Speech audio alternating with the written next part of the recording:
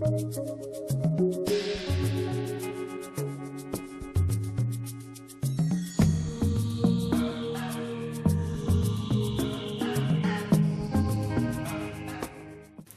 there are people at Faith Tabernacle who will hear that I'm doing this and wonder why I'm doing this.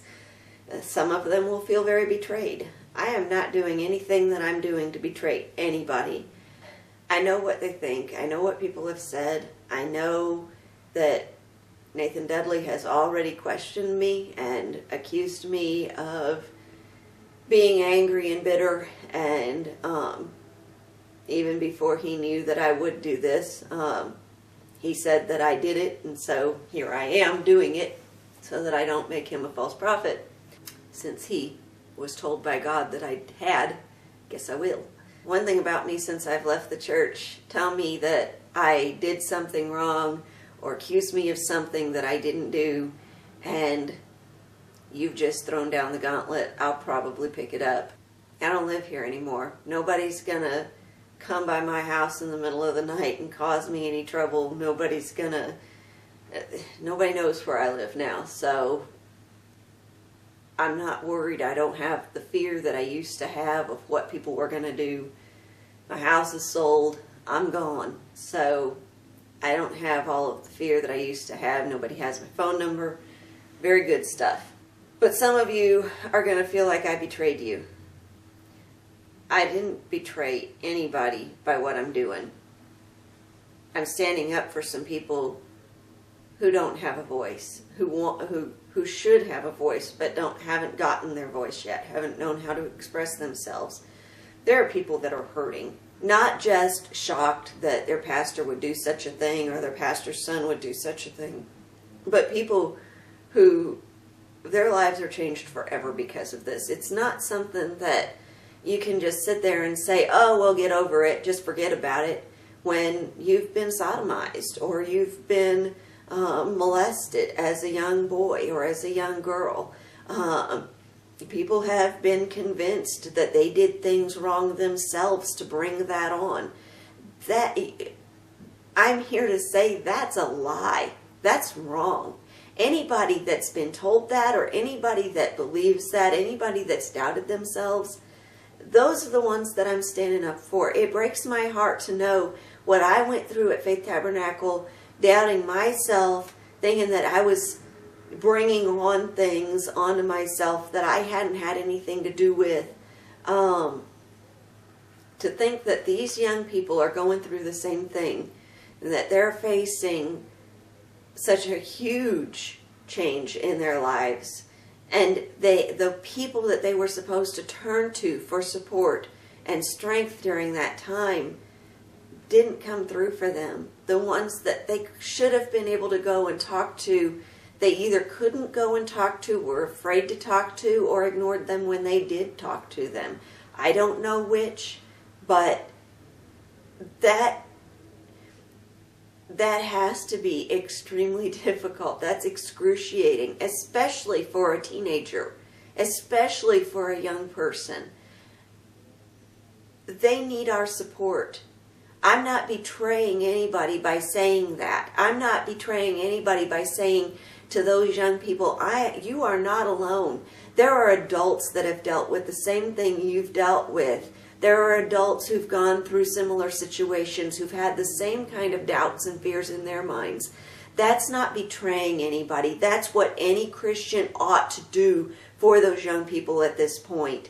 Counseling is not saying, oh, just pray through and get over it. Counseling is saying, there is a way through this, and I will work with you. I will listen to you. I will be with you. I understand it may take months. It may take years. It's okay. However long it takes you, you cry, you pray, you do whatever you need to do. You laugh if you need to. Do whatever you need to do, but I'm with you through it. I'm going to understand the gamut of the emotions and the difficulties that you're going to face. I know you may have nightmares. I know that you're going to have questions. I know you may doubt God for this. That's okay. God can handle it. God's bigger than our doubts and our questions. He can handle it. No matter what you do as a result, that in questioning or in doubting or in grieving, in just being sad about what happened or angry about what happened, those are not wrong things. God is angry about what happened. There's nothing wrong with being angry about what happened at Faith Tabernacle, especially to those young people. That is right. It's healthy to be angry about some things. God is angry about those things. There is no reason that you should feel guilty about those things. And that's not to say that everybody will, but if you do, it's okay. But I am not here to betray anybody in saying that. I'm not here to hurt anybody by saying that. I'm not trying to air a bunch of dirty laundry. I'm here to say people have dealt with this before. Others have gone through that, and we're with you. I wish that I could reach out to those people. I wish that I could talk to them, that others of us who've been through similar situations could talk to them. But I can't reach out to every person individually. I don't know where people are at. I don't know who might need to talk, who might need somebody to listen to them, who might need some encouragement, who might need to know it's okay to be angry about what happened to them. I don't know who needs that. But if there's something that I can do like this to be able to let them know it's okay, then by all means, I'm going to do it. If I can let people know God still loves them, it's not like God did this to them, evil men did this to them, God didn't do this to them, then I'm going to do that if I can. And there's nothing wrong with that.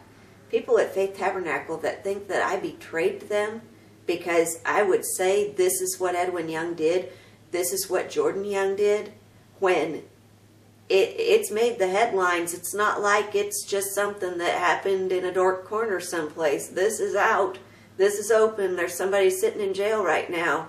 This is not something that we're just sitting here saying, oh, well, we don't know if it happened or not. And that's not the case in this situation. I'm not saying, oh, this is just poo-poo. We're not going to worry about it. We don't know if anything happened or not. For the FBI knows what happens.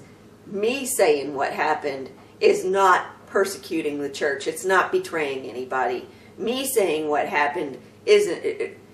Edwin Young, Jordan Young persecuted the church. They're the ones that aired the dirty laundry. They're the ones that made the laundry dirty to start with. Go after them if you want to go after somebody. Don't be mad at me because I can stand up and say, I feel for these young people. I feel for the other people in the church who have been through horrible situations. I know how you feel. I was there. I dealt with it too. I'm not betraying anybody by saying that. I'm saying I'm with you.